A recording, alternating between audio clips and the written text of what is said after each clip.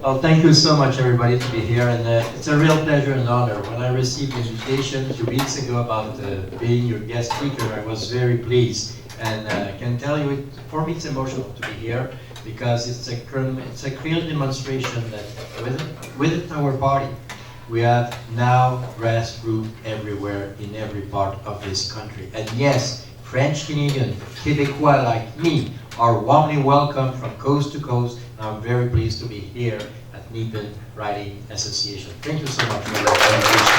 Very important. My good fellow friend, and you know him quite well, Pierre Poilievre, told me that yes, I can make some sentence in French. So I will try to speak French. You know, it's not very easy for me, but I will try to make some sentence in French. Je suis très heureux d'être avec vous aujourd'hui et je pense que c'est la plus belle démonstration qui soit que oui, notre parti est un parti national qui accueille des gens d'un océan à l'autre, que des Québécois, des Canadiens français comme moi sont les bienvenus dans toutes les régions du pays. Pour moi, c'est important. And as your president said a few minutes ago, I'm very pleased to be member of Parliament. It's a real honor for me to serve my constituents in the House of Commons. And I've served also my people in the National Assembly.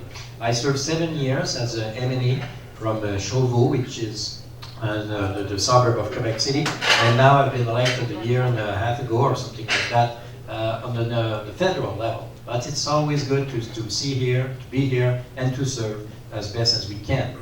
One Rona called me and said a year ago that you will be the manpower and the labor critic. I said, okay, well, such a great challenge. But unfortunately, I had to address one of the worst issues that this government did. Talking about killing our two bills that we tabled for more democracy and for more transparency for the union. As you remember, our government tabled those two bills to be more transparent for unions and to be more accountable for the leader of the unions. And unfortunately, with Bill C4, the Liberals killed that. I was then, as a spokesperson with my friend John Barrow from Foothills, Alberta, and we fight this bill, Bill C4, but unfortunately, they passed it. But at least we had one victory about that. The minister who tabled Bill C4 is no more minister. So at least we got it. And then when Rona called me I think it was in October, she said, well, now that Gerard, you will be the finance critic. Well, thanks to this written leadership race, to tell you the truth. You know, when we have leadership race, all the candidates, the leaders are no more critics. So there is plenty of room for kids like me. And then when Rona called me and said, you will be the finance critic, I said, what? Yes, leader, I will, for sure, but when I shut down the phone and say, oh my God, what a huge challenge they have to address. But you know, when we are a Tory, when you're a conservative, when you're a fiscal conservative, but first and foremost, when you are a Canadian, it's quite easy to be critic finance against this bunch of amateurs, this bunch of liberals.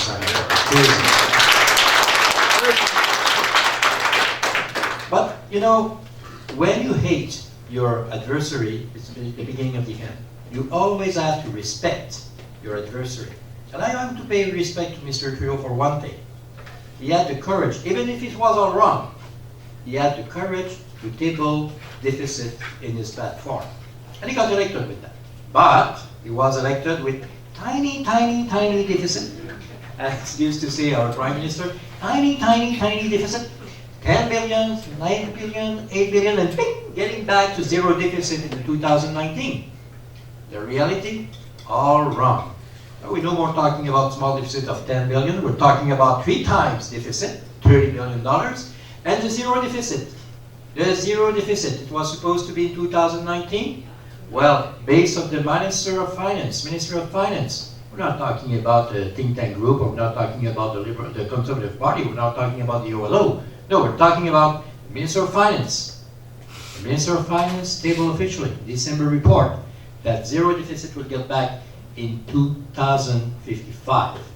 They missed the target by 36 years. It's crazy. This is the liberal mathematics, missing the target by 36 years. You know, I will be 91 years old when we will get back to zero deficit. I don't know if I will be there to pay for that. The thing is sure, my children, my soon-to-be, I hope so, grandchildren, grandchildren will have to pay for the liberal mess, and this is totally unacceptable. And count on us, you can count on us to be there to fight the liberals with this bad result. And this is the same thing for the debt. There is some figure that are so important. And those figures are not based on the Conservative Party of Canada or the Institut Économique de Montréal or Toronto Board of Trade or whatever. Those figures are official from the Ministry of Finance of Canada.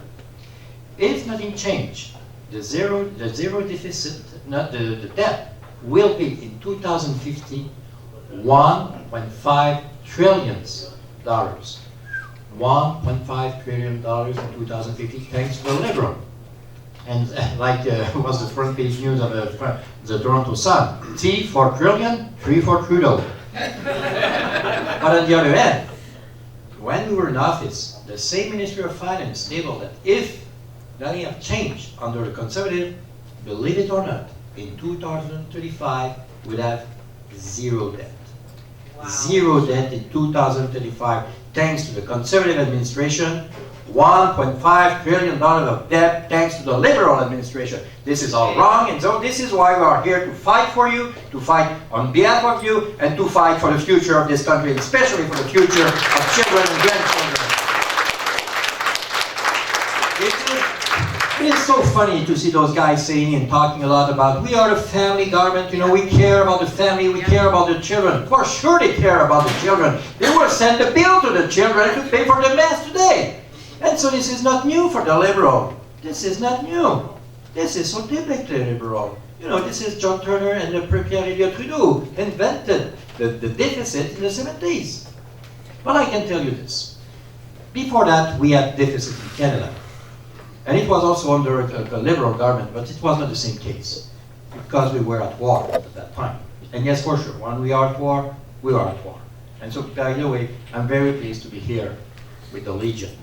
And I pay all my respect to all of those who serve for our belief and for liberty. It's quite important for all of us to fight, to be supportive of our veterans. And I know what I'm talking about, because my father was a World War II, and is still living with my mother too.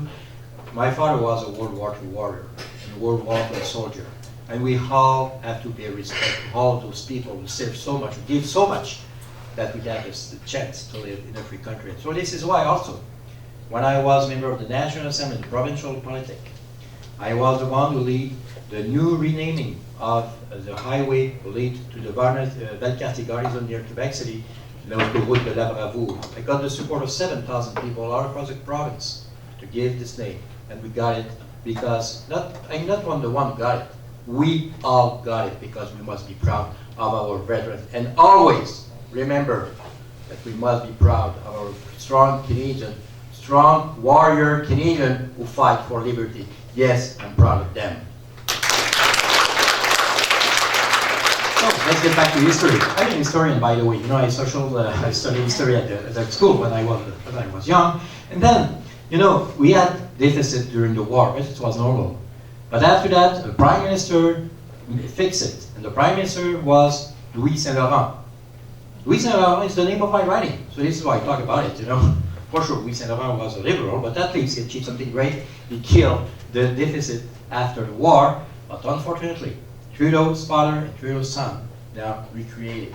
So this is totally unacceptable, and we must fight that. And you can count on us to fight this. Those guys are a bunch of amateurs, and you can count on us to fight them, and also count on us to create wealth in this country. And yes, as a French Canadian, as a Quebecois, I'm a strong supporter of pipeline from coast to coast to coast. This is good. This is good for Alberta. This is good for Ontario. This is good for Maritime. This is good for Quebec. This is good for Canada. And we shall support that. And I can tell you in Quebec, there are not a lot of people who support that. But we support it. And so this is why when we are straight on our principle, when we fight for the right things, when we fight for the creating of wealth and creating of jobs in Canada, we are on the right side.